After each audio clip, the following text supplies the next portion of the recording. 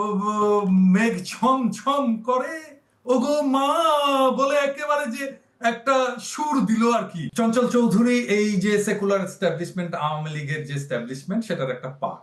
বর্তমান সময়ের অন্যতম আলোচিত লেখক, অ্যাক্টিভিস্ট ও রাজনৈতিক বিশ্লেষক পিনাকি ভট্টাচার্য সম্প্রতি আবারও খবরের শিরোনামে।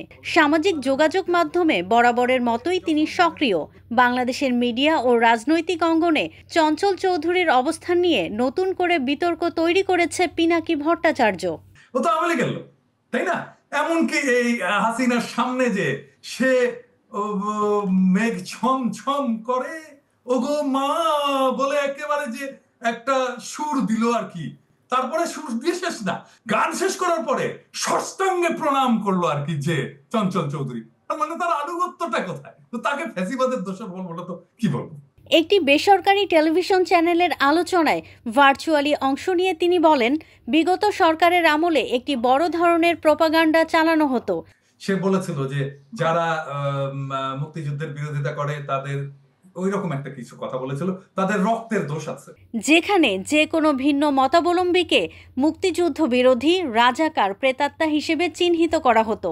এই সময়ে এসে পুরো ন্যারেটিভটা মানে পুরো ব্যাপারটা একই আছে, খালি ওই যে ডাকনামটা বদলেছে আর কি, ওই যে স্বৈরাচারের দোসর। শিল্পী, সাংবাদিক, চাকরিজীবী, বুদ্ধিজীবীদেরও এই ট্যাগিং করা হচ্ছে।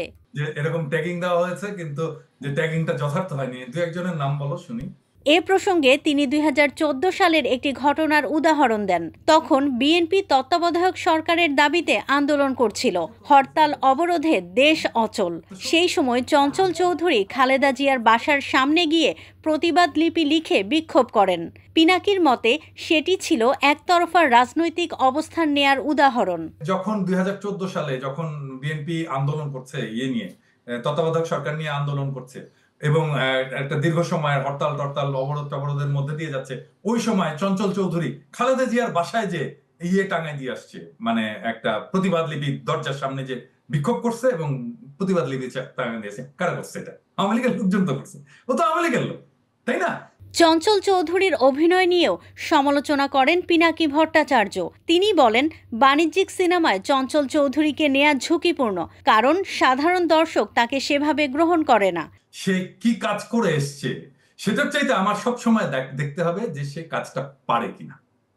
যদি সে অভিনেতা হয়, সে অভিনয়টা ভালো পারে কিনা। আমি প্রযোজক হিসেবে তাকে কাস্ট করব কিনা কোন চরিত্রে, যেটা বাংলাদেশে দেখানো হবে, আমি প্রযোজক হিসেবে করব না। করব না কেন আমি বলি, কারণটা হচ্ছে যে আমি তো প্রযোজক হিসেবে একজন ব্যবসায়ী, তাই না? আমার তো টাকাটা ফেরত আসতে হবে।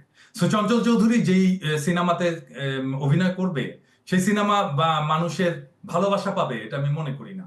মানুষের ঘৃণা অর্জন করবে এবং আমি একটা সমালোচনার মুখে পড়বো।